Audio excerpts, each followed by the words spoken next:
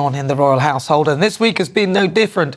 On the menu, Meghan Markle. Now, she has claimed that there are not one, but two royal racists, who discussed Archie's skin colour. That's according to a new book. Well, you think she could have said so at the time. But why do the Sussexes still want to get close to the royal family, seeing as they hate it so much? Also, the warm relationship between Camilla and Catherine seems to be growing in different ways. And Princess Eugenie's new claim from her appearance on the podcast that the royal family are brought up not to overshare. Maybe Harry and Meghan should be taking some notes. And every Saturday, I love to give you a rundown, and who better to do so than royal biographer Angela Levin. She wrote Prince Harry's biography, did you know? And Camilla's. And Camilla's as well. Yes. You get around, Angela. I do. So what should we start with? Meghan Markle. Now, she says there's not one but two, apparently. Now, this is according to a new book. You have to say that, yes, according to the new book, but she is now saying that she's had nothing whatsoever to deal with it.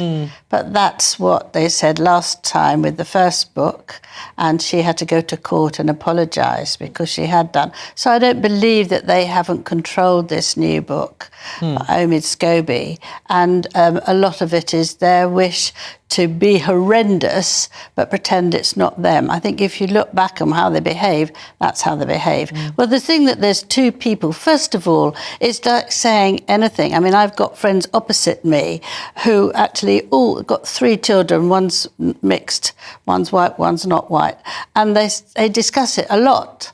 Which one doesn't mean that you're anti-people who are black or brown or anything. You're just talking about it. You could say, are they going to have orange hair? Are they going to have, brown eyes? It's not anything like that. But Meghan has made it grow. Well, she wasn't even there, though, was she, when the comment was made? No, I think she was there for the second one, because it's not necessarily a royal.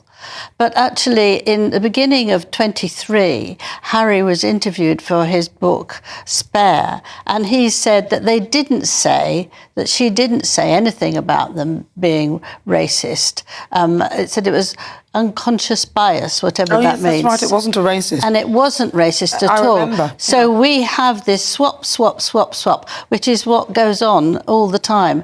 And in a way, this is what's happening about we do want to come over for Christmas and we don't want to come over for Christmas. Because if you know what's coming up, and this book would have been what they knew, why would you want to go there? She doesn't. It's said in the book that she absolutely can't bear the royal family and the way the royal operate, and she doesn't want to know about it. This is typical Meghan, because she uses people until she doesn't need them anymore, and then she moves on. She did this with her first husband, she's done it with lots of friends, and that's how she operates.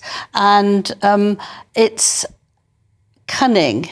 But she's not unique to operating in that manner. A lot of people operate like that, quite ruthless people, actually. And out of it, she's bagged herself a prince. Yes, and she's hanging on to his title. She wants that very much so. And of course, if she hadn't done that, she hadn't hung on to a prince, she wouldn't be popular and she wouldn't be incredibly rich. So it's work for her.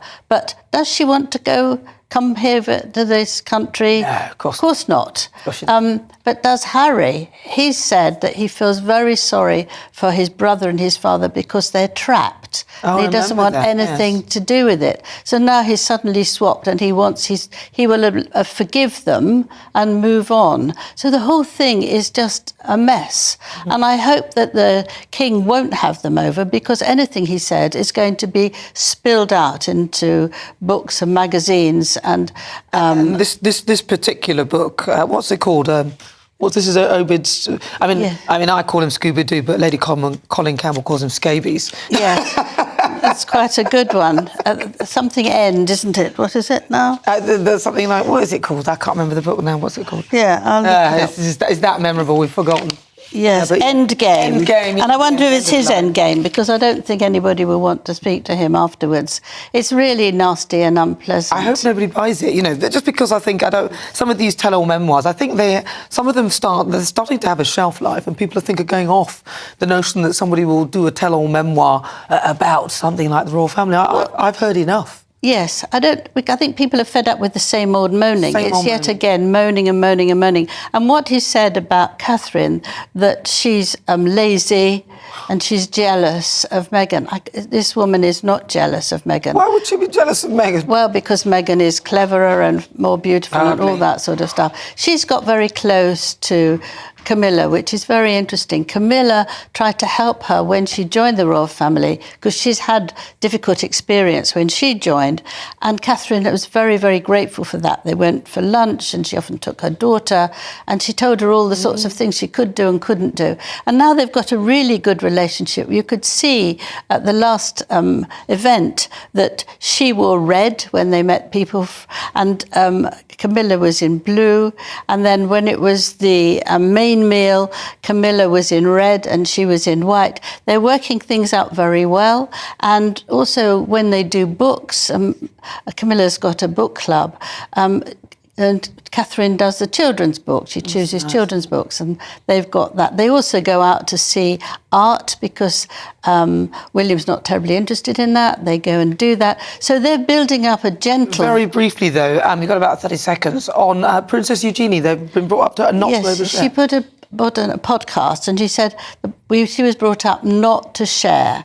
And I think that's a very good thing for the royal family. Overshare, yes, because they don't have to know everything about you. But of course, Meghan and Harry want to pour everything onto the press and blame the press for then being nuisance. Well, they need to make money, Angela, because they've got nothing left. I mean, I don't see much talent that way. Angela Levin, that's over. Thank you so much.